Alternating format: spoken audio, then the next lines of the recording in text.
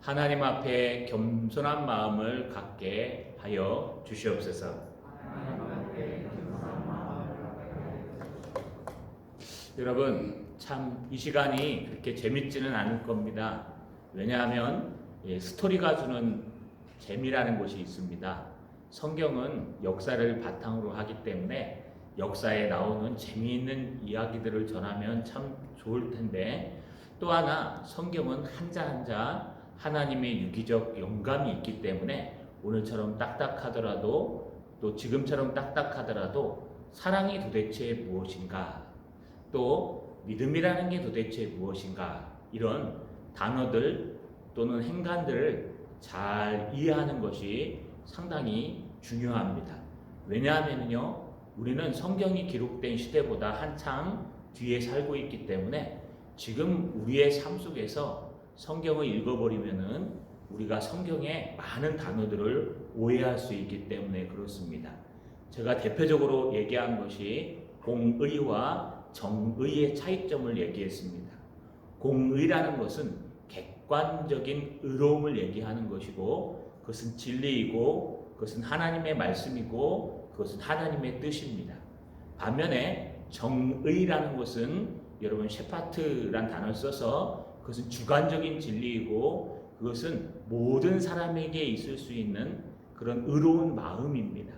그래서 우리의 정의로움이 하나님의 공의로움과 일치하지 않으면 여러분의 정의는 잘못된 고집에 불과하다는 것을 우리가 꼭 기억하셔야 됩니다.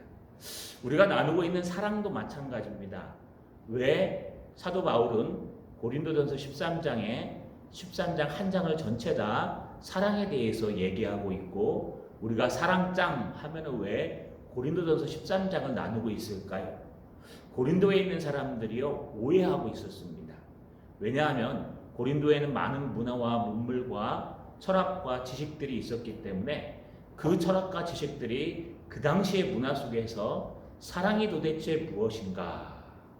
여러분 기억하십니까? 사도행전 설교할 때요, 고린디아조라고 얘기했습니다.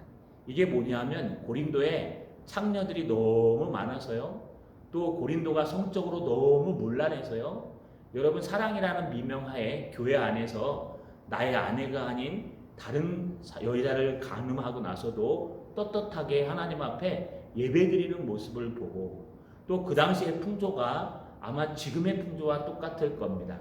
그래서 고린디아조란 뜻은 뭐냐면 고린도 여인들처럼, 이런 뜻입니다. 그냥 막 사는 여인들, 창녀처럼 사는 여인들, 이런 문란한 여인을 그 당시에 고린디아조라고 표현했습니다. 그 정도로 이 서신을 받고 있는 고린도에서는 사랑이라는 미명하에 하나님의 진리와 관계없이, 하나님이 금고 놓으신 모든 것과 관계없이요, 그냥 이래도 되고 저래도 되는 사랑이라는 잘못 오해가 있었습니다. 그래서 사도 바울은요, 앞에서 강력하게 여러분 하나됨에 대해서, 또 그 사랑에 대해서, 그 사랑이 십자가의 사랑이라는 것에 대해서 고린도전서 1장에 열심히 설명하고 있습니다. 또 하나님의 지혜에 대해서 설명했습니다. 제가 늘 외우죠. 하나님의 지혜에 관하여는 세상 사람들이 자기 지혜로 하나님의 지혜를 알지 못함으로 하나님이 전도에 미련하는 것으로 구원받을 사람 구원하기를 기뻐하셨다고 말씀하셨습니다. 또 예수 그리스도의 십자가가 하나님의 능력이요 하나님의 지혜라고 말씀하셨습니다. 왜 고린도 교회에 이렇게 강력한 메시지를 전하냐? 그 사람들이 당시에 모든 철학과 문화를 가지고요, 사랑은 모든 것을 덮는 것이야, 사랑은 모든 것을 다 포용하는 것이야. 여러분 오늘날로 얘기하면 오지랖이라고 얘기했죠. 인간이 자기의 정의로움을 가지고 사랑은 이런 거야 라고 떠들어대는 것과 똑같습니다. 그래서 우리가 고린도서 13장을 볼 때에는요, 고린도전서 앞에 모든 장들을 융합해서 여기 등장하는 사랑이라는 단어는 앞에 그 사랑이라는 게 꼭 들어간다는 것을 제가 강조하고 있습니다. 그래서 아가페도 아닙니다.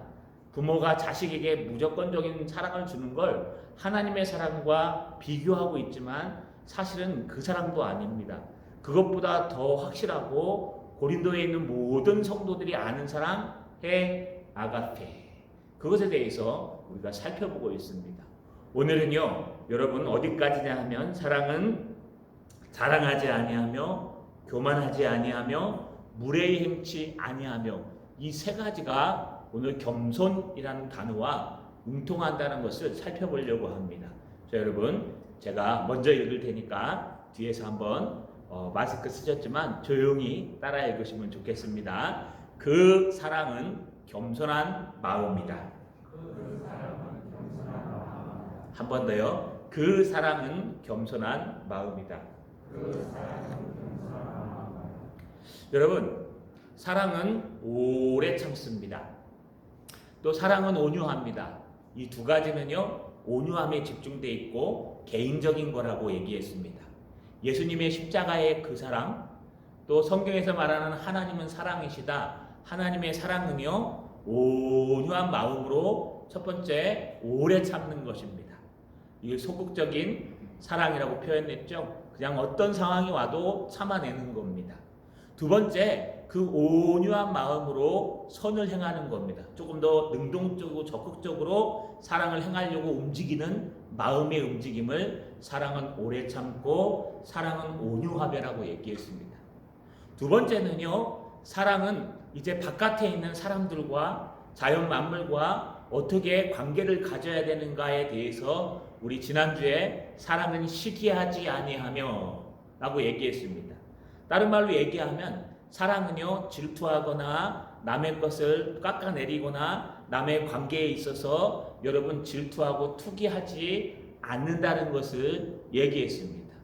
그리고 오늘 또 하나 남과의 관계에 있어서 사랑은 어떤 마음을 가질까?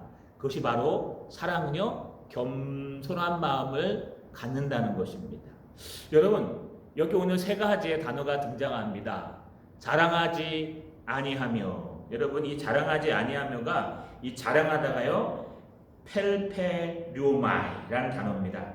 이 펠페류마이 앞에 우라는 여러분 부정관사라 그러죠. 아니다 이런 뜻이 들어가서 여러분 펠페류마이 앞에 우 펠페류마이입니다. 이 뜻은 뭐냐 하면요, 자랑하다, 과시하다, 또 실제로는요, 여러분 부풀리다라는 뜻입니다. 그래서 내가 갖고 있는 모든 것을 남들이 알아주기 위해서 이렇게 부풀리는 것을 얘기합니다. 남들이 알아주기 위해서 막 부풀리고 그것을 보여주고 그것을 막 자랑하는 것을 얘기합니다. 이건 조금 여러분 수준 높은 교만함을 얘기하는 겁니다. 여러분 펠페유마이 이것은 여러분 뻥을 치다 이런 말과 똑같습니다. 속된 말로 얘기하면 이게 오히려 더 헬라어 성경적으로 맞을 것 같아요. 허풍선이 허풍치다. 요만한 걸 갖다가요, 나는 이만큼 했다 그러고, 원래 우리 모두가 다 이런 성향들이 있습니다. 또 하나, 여기 교만하지 아니하며 할 때 우가 들어가면서 여러분 푸이시오라는 단어를 씁니다. 이 교만하다 푸이시오라는 단어는요, 똑같습니다. 우쭐거리는 마음, 자라나는 마음, 부풀리는 마음을 얘기합니다. 그래서 교만함은요, 자랑하기 이전 단계를 얘기합니다. 내 마음이 교만하여져서 거만함으로 나가는데, 이 교만하여진 마음, 여러분 푸이시오마이, 푸이시오란 뜻은요, 이 마음에서 출발하는 교만함이고, 이 교만함이 좀 수준 높은 곳에서 자기 밑에 사람들이나 자기보다 못한 사람들에게나 또 자기가 지기 싫어서 여러분 막 허풍을 치고 막 얘기하는 걸 자랑한다라고 표현합니다. 또 하나, 여러분 여기 무례히 행하다라는 말은요, 여러분 아스케모네오라는 단어를 씁니다. 이 아스케모네오는요, 여러분 아니다라는 것과 아라는 단어와 스케모네오라는 행실, 그래서 여러분 올바른 행실이 아니다라는 뜻으로 어떤 마음을 가지냐 하면 격에 맞지 않다, 어울리지 않다, 사납게 행동하다라는 뜻입니다. 교만한 마음이 앞으로 나가서 거만한 마음으로 변하는데, 그것이 이제 낮은 사람들, 자아가 낮은 사람들이나 또 자기보다 높은 더 가진 사람들을 대할 때요, 여러분 허풍을 치는 것이 아니라 이것은 격에 맞지 않도록 도전하고 비판하고 비방하고 어울리지 않도록 싸움하고 공격하는 것을 얘기합니다. 어린아이가 어른을 보고 반말하는 것과 똑같은 겁니다. 그러니까 이 세 가지를 한마디로 표현하면요, 교만하지 아니하며 라고 표현하는 겁니다. 여러분, 다시 한번 정리해 볼까요? 다른 사람과의 관계에 있어서 예수님의 사랑은요, 자랑하지 아니하며 교만하지 아니하며 무례히 행치 않습니다. 다른 사람과 있어서 이 예수님의 마음은요, 여러분, 교만하지 않는 마음, 자기를 낮추는 겸손한 마음을 얘기하는 거죠. 이 겸손이라는 뜻을 한마디로 세 가지로 표현한 것입니다. 겸손이라는 것, 그것은요, 교만하지 않는 것입니다. 그런데 이 교만이 어떻게 나타나느냐? 교만이 자기보다 위대한 사람, 자기보다 낮은 사람들에게는요, 자랑으로 나타납니다. 내가 더 많이 가졌어. 내가 더 공부 많이 했어. 내가 더 똑똑해. 내가 너보다는 낫잖아. 여러분, 이거를 갖다가 나타내는, 거만으로 나타나서 표현하는 걸 자랑이라고 표현하고, 자기보다 높은 사람한테는요, 네가 뭔데? 네가 뭐 그까짓 게 뭔데? 하면서요, 자기의 분수에 맞지 않게 미련하게 행동하며 이치에 맞지 않게 행동하는 모든 것들을 무례히 행동하다라고 표현합니다. 그래서 이 세 가지를 다 합치면요, 딱 한마디로 얘기하면 겸손하라라는 단어로 표현할 수 있습니다. 여러분, 주님의 사랑은 겸손한 사랑입니다. 주님의 사랑은요, 이치에 맞게 행동합니다. 주님의 사랑은요, 막 부풀려서 자랑하지 않습니다. 주님의 사랑은요, 자기보다 높은 사람들을 시기하거나 그들에게 무례히 덤벼들거나 여러분 질서를 무너뜨리지 않습니다. 여러분, 주님의 그 사랑은요, 교만해져서 우리 마음속에 이런 질서를 모르는 상태가 되지 않는다는 겁니다. 그래서 그의 사랑은 겸손한 마음이라는 것입니다. 자, 여러분, 우리 마음속에 혹시 이런 모습이 있는지 돌아보시고 주님의 진정한 사랑은 겸손한 사랑이라는 거 잊지 않는 저와 여러분 되시길 주님의 이름으로 소망합니다. 여러분, 따라 읽겠습니다. 겸손은 하나님 앞에서 느끼는 마음이다. 한 번 더요. 겸손은 하나님 앞에서 느끼는 마음이다. 그러면 겸손이라는 마음은 무엇을 얘기하는 걸까요? 우리는 두 가지를 살펴볼 수 있습니다. 겸손이라는 그 단어가 어떤 의미일까? 첫 번째, 겸손의 본질을 한번 살펴볼 수 있습니다. 두 번째는요, 이 겸손이라는 것이 우리의 참다운 그리스도인의 정신으로 어떻게 나타나야 될까? 두 번째는요, 그걸 살펴볼 수 있어요. 첫 번째, 겸손이라는 것이 과연 무엇일까요? 겸손이라는 것을 우리 이렇게 표현할 수 있습니다. 겸손은 빨간 부분입니다. 하나님 앞에서 우리들이 무가치하며 비열한 존재, 미미한 존재라는 것을 알고 그에 합당한 마음의 자세를 가지며 행동하는 것이다 라고 할 수 있습니다. 좀 힘들죠? 다시 한번 얘기할게요. 겸손의 정의는요, 이게 조나단 에드워드의 정의입니다. 성경 전체를 볼 때 겸손은 하나님 앞에서 우리들이 무가치하며 비열한 존재이며 미미한 존재라는 것을 알고 그에 합당한 마음의 자세를 가지며 행동하는 것이다. 다시 말하면요, 겸손이라는 것은 하나님 앞에서 느껴야 될 감정이요, 하나님 앞에서 겸손을 배워서 다른 사람들을 향해서 행동할 때 이 겸손이 밖으로 표출되고 나가는 것을, 행동까지의 모든 것을 겸손함이라고 표현합니다. 겸손하다는 것은 사람끼리 내가 너보다 자랑할 것도 많고 잘난 것도 많은데 내가 져줄게 하며 주는 행동이 아닙니다. 그것은 겸손이 아니라 위장된 거짓된 겸손입니다. 겸손은요, 막 불평불만이 있으면서요, 뭐 저렇게 결정 내릴 수 있어, 뭐 저렇게 할 수 있어, 말만 하면 여러분 비방하고 비판하고 그런 걸 꼭 참는 것, 사랑은 맞는데 겸손은 아닙니다. 겸손이라는 것은 교만함의 반대이며, 겸손은요, 하나님 앞에서 한없이 미미한 존재고 비열한 존재이며 하나님 앞에 서지도 못할 존재라는 것을 깊이 깨닫는 마음, 이게 첫 번째 겸손이고요. 그래서 사람들을 향해서 내가 함부로 할 수 없고 사람들을 향해서 내가 얼마나 부족한 존재인지 깨닫는 마음, 그래서 그렇게 행동하는 것을 겸손이라고 표현합니다. 여러분 겸손하십니까? 이 겸손에 대해서요 우리가 몇 가지 살펴볼 것들이 있습니다. 여러분 먼저 겸손은 우리들이 상대적으로 미미하다는 의식, 하나님 앞에서 미미하다는 의식을 가져야 합니다. 우리 스스로 만들어졌을까요? 여러분들이 스스로 태어났습니까? 우리 인간이요 모든 동물 중에 가장 연약합니다. 동물 중에라 그런 문제가 있겠지만 포유류에 만약에 속한다고 치면은요 여러분 이 사슴도요 이렇게 탁 낳자마자요 벌떡 일어서지 않으면 죽습니다. 왜냐하면 생존을 위해서 뛰어야 되기 때문에 5분 안에 일어납니다. 여러분 소도요 송아지가요 낳자마자 일어나서 걷지 않으면 장애가 생길 정도로 문제가 됩니다. 오직 일어나서 걷지 못하고 수시간 동안 부모의 손을 타지 않으면 죽을 수밖에 없는 것은 인간밖에 없어요.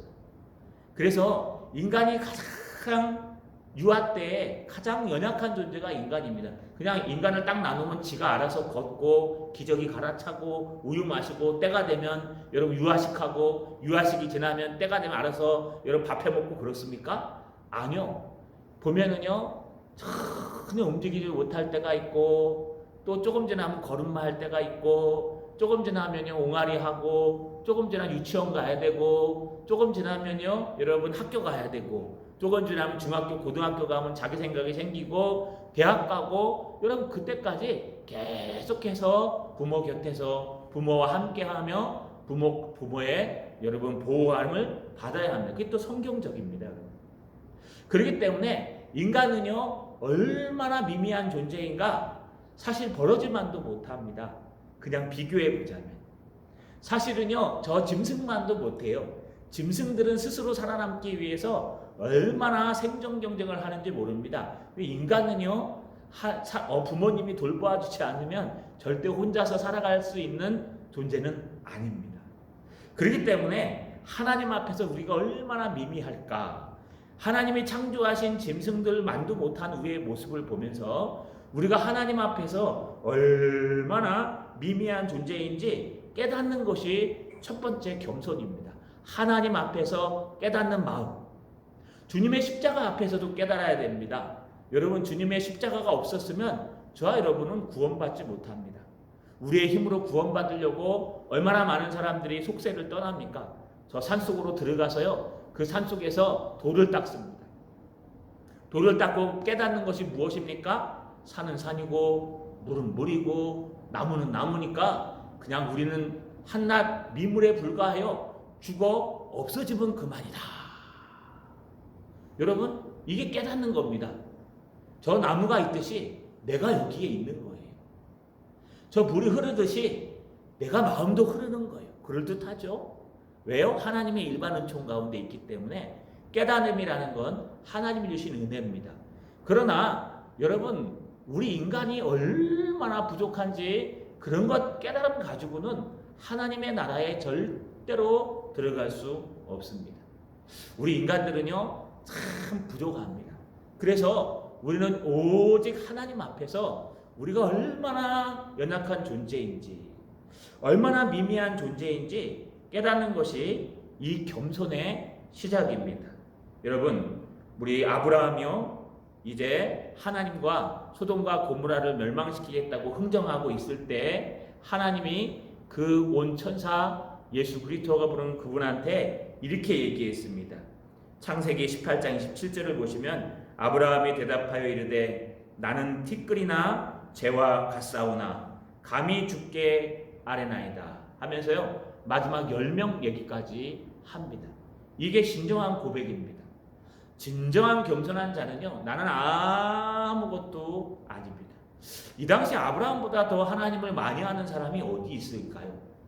하나님이 갈대아 우르에서 불러 가나안 땅까지 인도하셨던 사람이 아브라함입니다.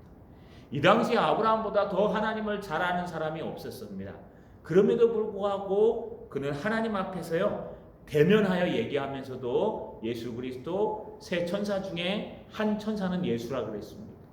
여러분, 살아계신 육신의 하나님, 여러분 그분 앞에 저는 아무것도 아닙니다 라고 얘기할 수 있었던 것은요, 얼마나 작은 존재며 얼마나 부족한 존재인지 깨닫는 것입니다. 또 하나 있습니다. 우리는요, 다른 사람을 대할 때 이런 마음으로 대하셔야 됩니다. 사람과 사람을 대하는 것이 아니라 우리는 사람과 사람을 대할 때 주님의 십자가의 사랑, 그 성령의 은혜가 우리 가운데 있기 때문에 우리는요, 겸손한 마음 가운데 대해야 됩니다. 그런데 중요한 게 하나 있습니다. 하나님은 겸손하실까요? 하나님이 겸손하면 큰일 납니다. 하나님은 겸손하지 않습니다.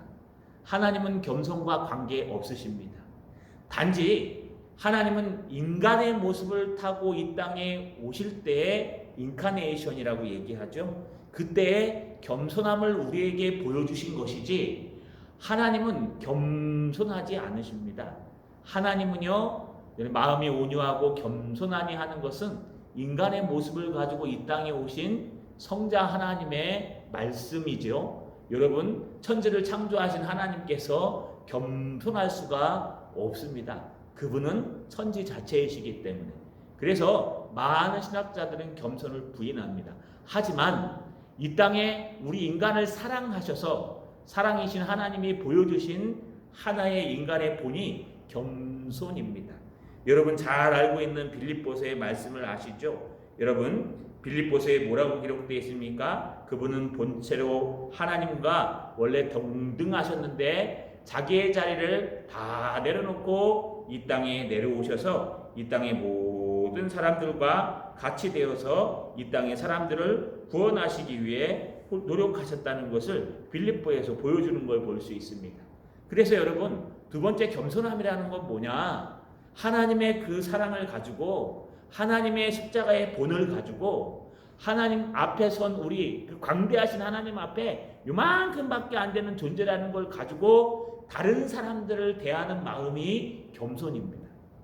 우리는 사람과 사람을 비교합니다. 그렇죠? 사람과 사람을 어떻게 비교합니까? 너는 몇 평에 살고 있느냐? 나는 몇 평에 살고 있다. 너는 통장에 돈이 얼마 있느냐? 나는 통장에 돈이 얼마 있다. 너는 차를 못 끌고 다니느냐? 나는 차를 못 끌고 다닌다. 우리 신앙에도 비교가 되죠. 여러분, 너는 목사냐? 나는 장로다. 그리고 여러분, 넌 권사냐? 난 집사다. 넌 안수 집사냐? 난 일반 집사다. 여러분, 모든 것들이 우리 마음에서부터 나오기 때문에 그래요. 우리 마음으로부터 비교해서 나오기 때문에 하나님을 배제시키고 하나님 앞에 얘기하는 것이 아니라 하나님 앞에 서서 내가 과연 하나님 앞에서 목사로서의 자격이 있을까? 그러면 한없이 작아집니다. 제가 아침에 기도하는 것이 하나 있습니다. 입버릇처럼 기도하는 게요, 하나님, 목사 중에서도 가장 핫바리 목사입니다. 내가 이 마산동산교회 가장 좋은 교회 와서 이렇게 목회를 못하고 있는데 하나님 도와주셔야 되지 않겠습니까? 그러니까 될 수만 있으면 다른 목사님의 갑절의 은혜를 주시옵소서. 왜요? 미련하고 무기력하고 또 무능력하고 무지식하고 내가 아는 것이 없으니까요, 하나님 정말 다른 목사님들의 갑절의 은혜를 주셔야 됩니다. 그냥 어린아이처럼 그냥 붙드는 거예요. 어느 날 집에 가면요, 조금 혼납니다. 오늘 새벽에 왜 이렇게 크게 기도했냐고. 그래가지고 가끔 혼날 때가 있어요. 저도 몰라요. 하나님이 그냥 그렇게 시켜요. 하나님 도와달라고. 너무 부족해서 우리 교회는 어떻게 막을 방법이 없다, 코로나나. 그러니까 하나님 여기서 막아달라고요. 여기 오기 전에 집에서부터 막아달라고. 우리 성도들은 집에서부터 막아달라고. 제가요, 여러분 방역을 위해서 기도하고 있습니다. 우리 성도들은 어디를 가든지 코로나19가 절대로 옮아오지 않게 해달라고. 아니, 어디를 가든지 코로나19가 근접하지 못하게 해달라고 새벽에 기도하고 있습니다. 할렐루야. 여러분도 기도하셔야 됩니다. 여러분, 하나님 앞에 쓰면요, 내가 아는 거 아무것도 아닙니다. 하나님 앞에 쓰면은요, 요만 공부를 좀 해보니까요, 여러분, 그냥 저도 좀 했거든요. 이것도 교만이에요. 그런데 아무것도 아니에요. 아무것도 아니에요. 제 취미 활동이 하나 있습니다. 뭔지 아십니까? 의사랑 상담하면서 제 취미 활동이 하나 있는데 의사가 한숨을 쉬어요. 요즘 취미 활동이 뭐냐 하면 여러분 우리의 거장들이 있습니다. 영적인 거장들. 특히 영적인 거장들이 누구냐 하면은 여러분 뭐 좀 칼빈, 이제 에드워즈는 어느 정도 봤고요. 칼빈을 보고 있는데 칼빈의 생애를 따라 칼빈이 예수님은 아닙니다. 하지만 우리가 배우고 있는 모든 하나님의 말씀을 해석하는 것들, 하나님의 말씀을 보는 눈, 또 하나님의 말씀을 보는 신학적인 교리들, 이런 것들을 다 칼빈이 거의 완성시켰습니다. 그 이후에 많은 신학자들이 그것을 더 큰 그런 그릇으로 만들어서 영적 거장이라고 부릅니다. 그 사람들의 생애를 읽으면서요, 그 사람들의 생애를 따라가면서 저작을 읽는 거예요. 서간문까지 얻어놨어요. 단행본으로 나오는, 여러분 이게 아무나 못 구하는 책이에요. 교수님이 여러분 얘기해줘서 보내주시고 하나는 제가 돈을 주고 샀는데 이렇게 두꺼운 책인데요, 원문을 번역해가지고 여러분 단행본으로 준 거예요. 그 당시에 칼빈과 친구가 서로 나눈 이야기. 칼빈 별거 없어요. 우리랑 똑같은 인간이에요. 돈도 빌리고요, 또 삶도요, 여러분 그렇게 막 거룩하게 산 것도 아니에요. 근데 하나님이 왜 그 사람을 그렇게 위대하게 썼을까? 제가 하나 깨달은 것은요, 칼빈은 무던하게 겸손했습니다. 무던하게 하나님 앞에 섰어요. 무던하게 자기의 목표를 끊고 하나님의 말씀에 순종하고 겸손하였어요. 그래서 요즘 취미가요, 칼빈의 그 생애를 보면 여러분 구글 들어가시면 막 다 보이죠? 요즘 구글 들어가시면요, 지도 들어가시면 스위스도 갈 수 있어요. 제네바도 갈 수 있고요. 또 칼빈이 자란 그 생애 집도 갈 수 있고요. 그 집 안에 들어가고 싶으면요, 홈페이지에 들어가면은요, 그게 요즘 영어를 좀 못하는 게 참 안타깝습니다. 누가 그래요? 언어 하나를 배우면 한 세계가 열린다 그래요. 여러분 영어 공부하시는 분들 열심히 하세요. 왜냐하면 영어로 검색하는 게 한국말로 검색하는 것보다 3배 더 많이 나와요. 그리고요, 영어로 검색하면은요, 그 안에 있는 모든 걸 다 볼 수 있어요. 또 웬만한 저작들은 다 영문으로 다 번역되어 있습니다. 이 영어 못하는 게 너무 답답해서요, 막 꾸역꾸역 하는데 뭐 네이버에다가 올려서 번역한 잘 안 돼요. 그런데 재밌는 게 여러분 앉아서 이 수억 만리에 앉아가지고요, 여러분 시간 날 때마다 틈틈이 취미생활로 구글어스에 들어가서요, 칼빈의 생각, 그 다음에 칼빈이 썼던 저작들, 그 다음에 칼빈이 학교에 가갖고 칼빈이 그 수면론에 대해서 쓴 최초의 세르바투스에 대해서 쓴 것, 그거 여러분 단행본을 갖고 있기 때문에 그걸 꺼내가지고 이런 환경에서 칼빈이 썼구나 하면서 그것을 지내보는 거예요. 성경도 똑같아요. 성경도 요즘은요, 거리까지 다 재요. 그래갖고 여러분 성경, 느헤미야, 또 여러분 에스라 좀 있으면 할 건데, 또 여기 등장하는 스룹바벨, 이들이 어떤 행로를 통해 걸어왔는가 이런 거 갖다가요, 이 구글에 다 들어가면 다 보여요. 지금은 많이 바뀌었겠지만. 그러니까 너무 좋아요. 그냥 앉아가지고 그냥 컴퓨터 다 화면 2개만 띄워놓으면요, 그냥 그 생애와 모든 것들을 안 가봐도 다 보여요. 물론 거기에 향치와 냄새와 이런 건 못 느끼겠죠. 그런데 깨닫는 것이 하나 있어요. 얼마나 우리의 발이 작은지, 얼마나 하나님 앞에서 우리의 지식이 작은지, 하나님 앞에서 우리의 모습이 얼마나 미미한지, 그래놓고 우리가 잘났다고 떠들어대요. 조금만 뭐하면요, 막 뛰어난 사람처럼 얘기하고 세상을 다 가진 사람처럼 얘기합니다. 여러분, 겸손한 것은 하나님 앞에 겸손한 거예요. 하나님 앞에 나는 아무것도 아닙니다. 하나님 앞에도 나는 아무 존재도 아닙니다. 그저 주님을 사랑하고 주님이 저 같은 미물을 사랑하셔서 구원해 주신 은혜의 사람입니다. 그래서 저는 사람을 대할 때도 하나님의 마음으로 대해야 합니다. 정말 저 같은 부족한 것이 뭘 더 안다고, 하나님 더 많이 배우고 더 많이 깨닫고 더 많이 사랑하겠습니다. 그러면요, 여기에 교만한 마음이 스그러들어요. 여기에 억울한 마음이 스그러들어요.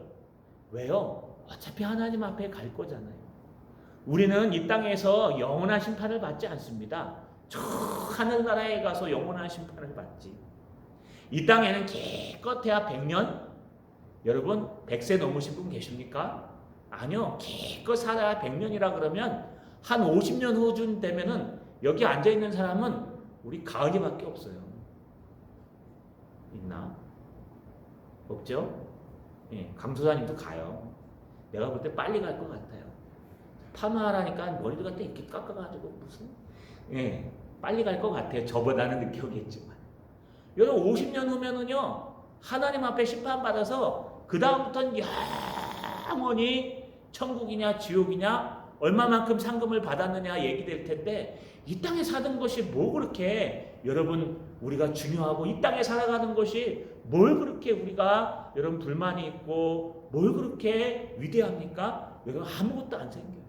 그냥 겸손해집니다. 하나님 아무것도 아닙니다. 하나님 아무것도 아닙니다. 세상에서 내가 가장 부족합니다. 세상에서 우리가 가장 부족하고 힘없습니다. 그래서 나는 하나님의 지혜가 필요합니다. 여러분 예수님이 여러분 하나님의 나라에 관한 제 말씀을 가르칠 때 하나님께서 즐겁게 가르쳐도 불만이 있고 또 여러분 슬프게 가르쳐도 불만이 있어서 어린아이의 장터 노름을 얘기했습니다. 장터에 가면 어린아이들을 갖다 장터에 풀어놓는데 한 아이가 있어요. 뽀르퉁하게 앉아가지고요 막 즐거운데도 안 가요. 아이고 무슨 뭐 결혼잔치하고 뭐 저런 놀이를 해. 나 저 재미없어. 또 장례식장 놀이도 안 가요. 그때 모여갖고 장례식장 놀이하면요 아이고 뭐 슬픈 내라 왜 슬퍼해? 이것도 안 가고 저것도 안 가요. 그러니까 주님께서 이스라엘 백성들에 대해서 얘기하면서 세례 요한이 와서 그렇게 회개하라 그러고 슬퍼하는 것들을 얘기할 때 너희가 그것을 따르냐? 그리고 예수님께서 오셔서 축제의 분위기를 일으키시고 여러분 축제 이야기들을 할 때 너희가 그 즐거움을 따라갔느냐? 세례 요한을 욕하고 목 좀 팔려 죽이고 또 예수님을 십자가에 죽일 그들은요 여러분 하나님의 지혜는 필요 없었어요. 이 땅의 지혜만 필요했어요. 그래서 주님께서 화를 얘기합니다. 화 있을진저 너희가 소돔과 고모라보다 더하리라. 화 있을진저 얘기하면서요 뭐라고 말씀하셨냐 하면 천지의 주제이신 아버지요 이것이 바로 하나님의 지혜 천국 복음입니다. 이것을 지혜롭고 슬기로운 자들에게는 감추시고 어린아이들에게 나타내심을 감사하나이다. 옳습니다. 그것이 아버지의 뜻입니다. 여러분 무슨 얘기냐 하면요 이 땅에서 지혜롭고 슬기롭다 그러고 잘 산다고 하면서 여러분 이 땅에 자기 생각을 가지고 열심히 교만해가지고 여러분 자랑하고 교만해가지고요 무례히 행동하고 여러분 위아래도 없고 만족하지 못하며 행동하는 그런 사람들을 향해서 예수님이 하신 말씀이 너희는 화 있다는 거예요. 너희는 하나님의 복음을 받을 수가 없다는 거예요. 나는 예수 믿고 구원받고 복음 받았다고 하지만 거짓말하지 말라는 거예요. 너에게 뭐가 있다고 화했을진저 하나님은 너희에게 복음을 가르쳐주지 않는다. 어떤 사람에게 어린아이에게 가르쳐주신다는 거예요. 제자들이 노중에서 싸웠습니다. 네가 크냐 내가 크냐. 예루살렘에 건너가면 아마 너는 영의정 나는 좌의정이 될 것이다. 그때 예수님이 어린아이 하나를 세웠습니다. 그러면서 뭐라고 경고하십니까? 너희가 돌이켜 어린아이와 같지 아니하면 결단코 천국에 들어갈 수 없느니라. 제자들한테 하신 얘기예요. 진짜로 가룟 유다는 못 들어갔어요. 제일 똑똑한 사람이었는데. 여러분 이게 무슨 뜻이냐? 우리가 어린아이처럼 낮아지고 하나님 앞에서 어린아이라는 걸 깨닫고 하나님 앞에서 정말 부족함을 깨달을 때 배울 수 있는 것이요 깨달을 때 깨달을 수 있는 것이요 깨달을 때 하나님이 보이기 시작하고 겸손을 깨달을 때 하나님의 능력이 보이고 하나님의 힘이 보인다는 거예요. 이 정도 공부하면 됐지 뭐. 그러면 절대로 하나님이 안 보입니다. 그래서 겸손은요 하나님 앞에서 느끼는 마음입니다. 자 여러분 겸손한 마음이 여러분 마음속에 타오르시기를 주님의 이름으로 소망합니다. 마지막입니다. 우리 따라 읽겠습니다. 그 사랑은 겸손한 마음이 되게 인도한다. 한 번 더요. 그 사랑은 겸손한 마음이 되게 인도한다.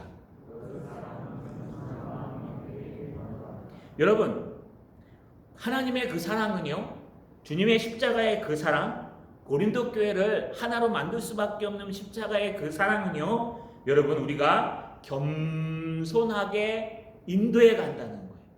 교만으로 인도해 가지 않습니다. 겸손하게 인도해 갑니다. 자랑하게 놔두지 않습니다. 자랑하려면 어떻게 자랑하라? 주 안에서 자랑하라. 주 안에서 자랑하는 게 뭐예요? 주님이 주셨습니다. 제가 한 게 아니고 주님이 주셨습니다. 너희가 누구를 도우려면 주님이 주시는 능력으로 한 것처럼 하라. 설령 여러분이 돈을 벌어서 도와서 그 돈으로 사람을 도왔더라도 내가 한 게 아니라 주님이 은혜 주셔서 하는 것입니다. 할렐루야. 이게 겸손한 마음이에요. 여러분, 사랑의 심령, 하나님을 사랑하는, 하나님을 닮은 이 사랑의 심령을 가지고 있는가를 우리가 먼저 보아야 합니다. 하나님의 심령, 사랑의 심령은요, 여러분 어떤 마음을 주냐? 어디에 함축되어 있냐? 겸손이라는 것에 꽉꽉 눌러 함축되어 있습니다. 그래서 이 행동할 때에요, 겸손한 행동을 하게 되어 있습니다. 자랑하지 않습니다. 자랑을 하더라도 여러분 하나님 안에서 자랑합니다. 여러분 게으리 행동하지 않습니다. 그 도를 넘어서 행동하지 않습니다. 주신 그 직분에 만족하고 주신 그 상황에 만족합니다.